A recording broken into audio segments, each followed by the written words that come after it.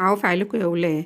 وحشتوني من الفيديو اللي فات. صلى على رسول الله عليه الصلاة والسلام. اللي أول مرة يشوف القناة يشترك في القناة ويحط لايك يلي ينجبر خاطرك. يلي هتحط لي لايك إلهي ينجبر خاطرك زي ما هتجبري خاطري. الفيديو النهاردة بقى أنا جبت شوية بط بقى أنا أهو إن شاء الله سيبتهم في الجنينة وفتحت لهم المية زي ما انتم شايفين كده، وإن شاء الله بقى إيه يلحقوا رمضان بإذن الله. البط دي بلد أنا شاريها من السوق. انا قاعده بقى مع البط بتاعي باكله في الجنينه في امان الله، وبكنس له بقى العشه بتاعته. لقيت بقى ايه سعديه داخله عليا وبتقول لي الحقيني يا حنون. قلت لها يا فتح يا عليم على الصبح، احنا لسه بنفتح عيننا يا بنت، وفيه ايه كل يوم الحقيني الحقيني وفيه ايه؟ قالت لي جوزها كان بيسافر وخلاص مش هيسافر تاني وقعد من السفر. قلت لها طب وايه يعني، ما انتم مبسوطين وعندكم ارض واموركم ماشيه، ايه المشكله؟ قالت لي لا احنا اتعودنا ان هو يسافر، وتعودنا ان هو يبقى ايه يجي اجازه شهر ولا اتنين ويسافر، وبعدين العيال خدهم على اللبس بتاع بره، وتعودنا ان هو يبعت لنا فلوس وبيكلمنا بالتليفون، ولما بيجي شهر ولا اتنين بنبقى زي السمن على العسل. انا مانيش عارفه هو ازاي هيقعد معاني وايه ومش هيسافر تاني. يا سنه جاز فيها ايه يا بنتي؟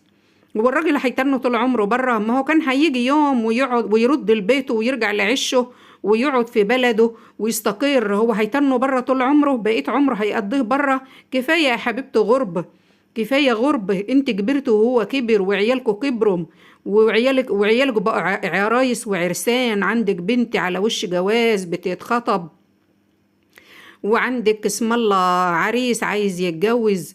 كفاية يا حبيبتي العيال اتربوا وكبروا بعيد عن أبوهم. العيال الراجل بقى يعني مهمته ان هو يبعت فلوس ويكلمهم بالتليفون انتوا عاملين ايه كويسين. بقى بنك، الراجل بقى بنك بالنسبة لهم، بقى بنك. وبيجي في السنة شهر ولا اتنين يقعدهم مع العيال ويقوم مسافر تاني وراجع على شغله. الغربة كربة يا حبيبتي يا حبايبي، الغربة كربة والله العظيم ما يعرفه إلا اللي حس بيه. قالت لي ما انا عارفه الكلام ده كله، ما انا عارفه كل ده، بس انا مش عارفه احنا ازاي هنقعد مع بعض، احنا اتعودنا ان هو يسافر. قلت لها يا حبيبتي ارضي بالامر الواقع واحمدي ربنا ان العيال كبروا وتربوا وهتجوزيهم ومستوره معاكي والحمد لله. عيشي حياتك مع جوزك وعوضي اللي فاتكم من عمركم. عيشي حياتك مع جوزك وعوضي اللي فاتك من عمرك. انت كبرتي وهو في ناحيه وانت في ناحيه، وهو كمان كبر، والعيال كبروا وبقوا في ظهركم بسم الله ما شاء الله، ستات ورجاله. عندك بنتين وعندك راجل عريس. يا حبيبتي كفاية كده، كفاية غربة كلها من عمرنا. انت كبرت وهو كبر، كفاية. اتبهي لحياتك وحاولي تعوضي اللي فاتك من عمرك ومن عمره، وخلي بالك منه وهو كمان يخلي باله منك.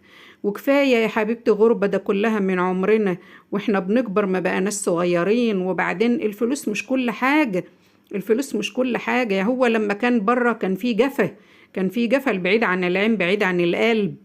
دلوقتي لما هو قعد وبطل يسافر، هي حست كأنه هو يعني شخص جديد عليها، لسه بتتعرف عليه من جديد. وهي دي ضريبة الغربة، هي دي ضريبة الغربة. واللي تحس بكلامي ده أي واحدة جوزها بيسافر تكتب لي في الكومنتات بتاعتها وفي التعليق بتاعها إن كلامي صح ولا غلط. يا جماعة قولوا لي كلامي صح ولا غلط، اللي أنا بقوله ده صح ولا غلط. النهارده يعني الست مننا بتبقى عايزة دايما جوزها جنبها في الزمن اللي احنا فيه ده. ربنا يسترها علينا يا رب. والراجل كمان، الراجل مهما كان برضو يعني هو بشر، هو يعني ملاك نازل من السماء، ما هو متغرب برضو وممكن يضعف. وهي كمان هنا بتبقى في غربة وتبقى دايرة في ساقية. هو هنا داير في ساقية وهي نفس الوضع زيه، وهو نفس الوضع زيها هناك. هي هنا برضه في غربة وهو هناك برضه في غربة. هي الست هنا صحيح بتبقى معاها جوزها قصدي ولادها وعيلتها وبتروح وتيجي عليهم، بس برضه مهما كان ما يغناهاش عن جوزها. مفيش زي وجود الراجل جنب الست. ولا كنوز الأرض ولا فلوس ولا أي حاجة تغني الواحدة مننا عن وجود جوزها جنبها. لما بتبقي نايمة كده وتبقي تعبانة ولا أي حاجة يعني هقولك إيه، بس كل واحدة فينا عارفة حياتها وأضرب حياتها. وكفاية يا حبايب غرب، كفاية والله، ده كلها من عمرنا، ده احنا شعرنا طقطق، ده احنا شعرنا أبيض، شعرنا أبيض، وكل واحد مننا في ناحية. واللي اخترع الغربة ده اختراع فاشل. احنا بنجري ورا الفلوس، بنجري ورا الفلوس، لكن بننسى ان احنا عمرنا هيضيع قصادها حاجة، قصادها حاجة.